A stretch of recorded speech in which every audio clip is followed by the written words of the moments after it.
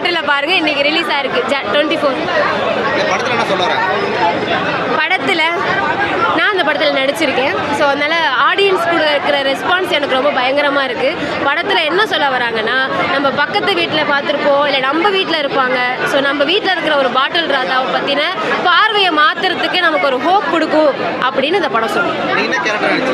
இந்த கேரக்டர் வந்து ஹீரோவோட அக்கா பொண்ணு ப்ளஸ் தம்பியோட ஒய்ஃப். பாடல் எல்லா பாடலுமே ரொம்ப நல்லா இருக்கு. வர ஆல்பமாவே ஹிட் தான். ஸோ குரு சோமசுந்தரம் சார் நடிச்சிருக்காரு, அவரோட ஆண்டனி சார் நடிச்சிருக்காரு, அன்பரசி, சஞ்சனா அவங்க எல்லாருமே நடிச்சிருக்காங்க.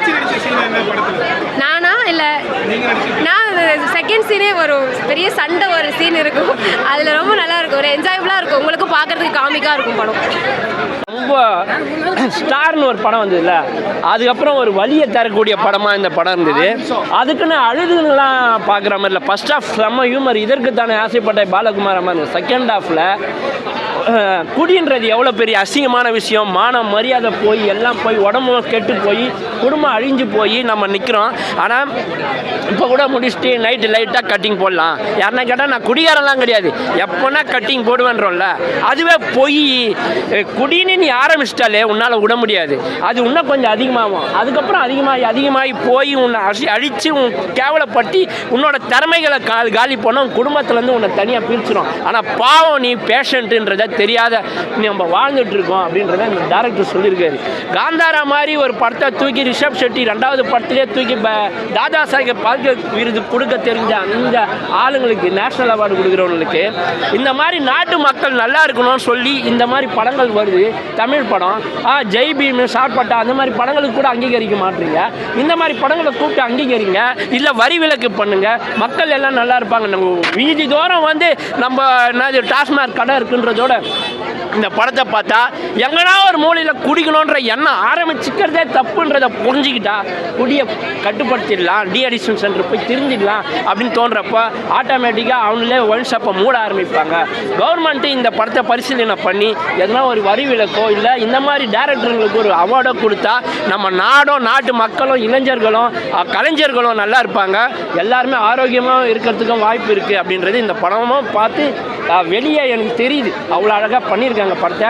சோமோட ஆக்டிங் வந்து எம்எஸ் பாஸ்கர் அண்ணனுக்கு நிகராக அழகாக பண்ணியிருக்கிறாரு.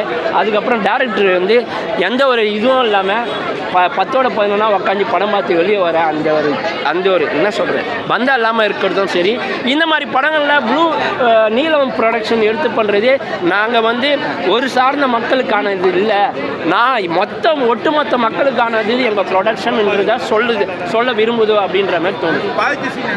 என்னன்னா எனக்கு பாதிப்பு என்னன்னா, இதை வச்சு மிஸ்கினை பற்றி எல்லாருமே பேசினாங்க. மிஸ்கின் குடிச்சிட்டாரு, வாத்தாங்க அம்மான்னு பேசுகிறாரு, அப்படி பேசுகிறாரு, இப்படி பேசுகிறாரு, சபன் ஆகி தெரியலன்னு. ஆனால் இந்த படம் பார்த்த கூட உட்காந்து இந்த டேரக்டர் ஏன் மிஸ்கின் அண்ணனை ஒரு டி அடிக்ஷன் சென்டரில் கூப்பிட்டு போய் விடல, அவரையும் கொஞ்சம் காப்பாற்றிருக்கலாமே, நல்ல கலைஞராச்சு. அவரை குறை சொல்கிறதோட அவரை குடிக்காமல் பார்த்துக்கிறதும் கூட இருக்கிறவங்களோட பழக்கம்ல ஒத்துழைக்கும்ல, அவரை வச்சு நீங்கள் ப்ரமோஷன் தர்றீங்க. ஒரு நல்ல டேரக்டரை நம்ம இழந்துடக்கூடாதுல்ல, அவருக்கும் குடியை விட்டு அவரும் வெளியே வரணும். 4 பேரை கூப்பிட்டு குடிக்கிறத பெருமையாக பேசுகிறாரு, அது தப்புன்றதையும் நம்ம புரிய வச்சுருக்கணும்ல, அதுவும் நம்ம தப்பு தானே அப்படின்றது அந்த எனக்கு புரியுது. அதுவும் இந்த படம் பார்த்ததுனால அது புரிஞ்சு.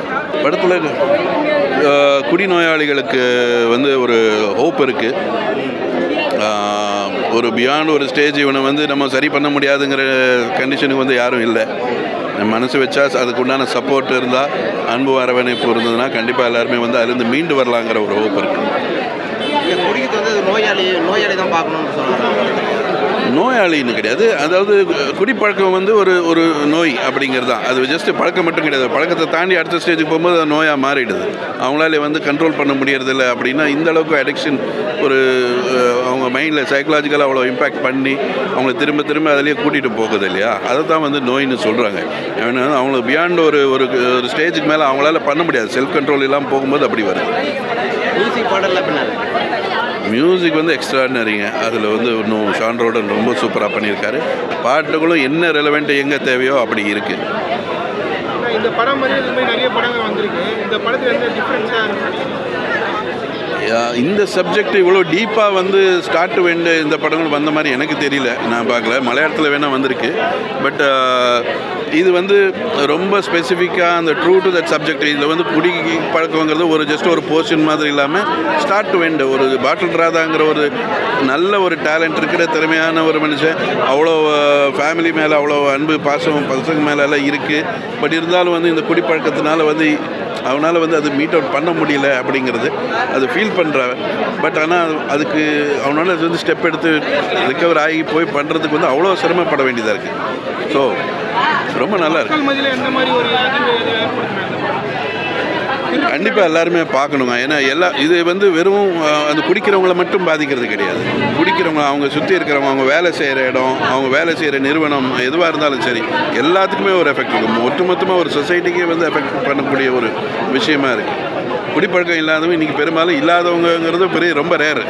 ஆனால் இதில் வந்து அந்த எந்நேரமும் குடியிலே இருக்கிறவங்க போர்ஷன் வந்து ரொம்ப அதிகமாகிட்டு இருக்கு. அதுதான் வந்து ஒரு பெரிய கன்சர்ன். அதை அட்ரஸ் பண்ணியிருக்கு. நல்லா எடுத்துருக்காங்க.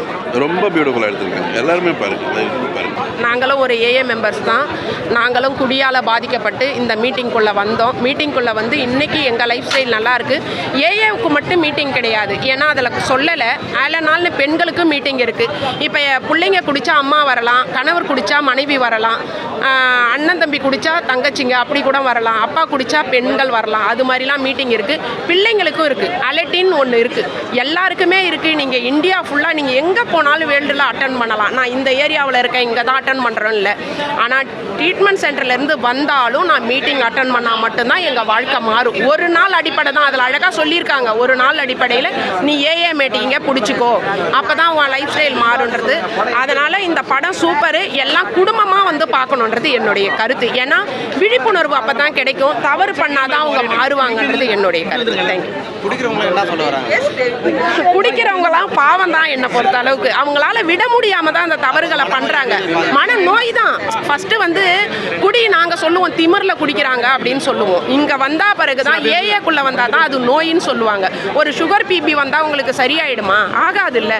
அதே மாதிரி தான் அவங்க ஒரு நாள் அடிப்படையில் மீட்டிங்கை கண்டினியூ பண்ணால் மட்டும்தான் குடிக்காமல் இருக்க முடியும். இங்கே எங்கள் வாழ்க்கைலாம் 8 வருஷம் மெடல் வாங்கியிருக்கோம்.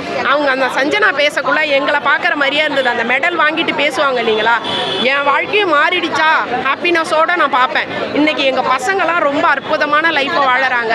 முடிஞ்ச வரைக்கும் நாங்கள் ரீச் பண்ணுறது எதுக்குன்னா எங்களை மாதிரி பாதிக்கப்பட்டவங்க நிறைய மீட்டிங்குள்ளே வரணும். இதுதான் எங்களுடைய. ஏங்க அவங்க காரணமே அதை தாங்க சொல்லுவாங்க. ஏங்க எங்கள் வீட்லேயும் அப்படி தான் சொல்லுவாங்க, நீ எல்லாத்துக்கும் காரணம் நீங்கள் தான்னுவாங்க. அவங்களுக்கு தெரியல. பாவம். டார்ச்சல் இல்லை, நாங்கள் கொடுக்குறோமா இல்லை இருக்கலாம். இல்லை இல்லை கேளுங்க, நிறைய பேர் கொடுக்கலாம். பட் நாங்கள் பண்ணுறோமான்னு சொல்ல முடியாது. ஏன்னா நாங்கள் மீட்டிங்குள்ளே இருக்கிறோம்.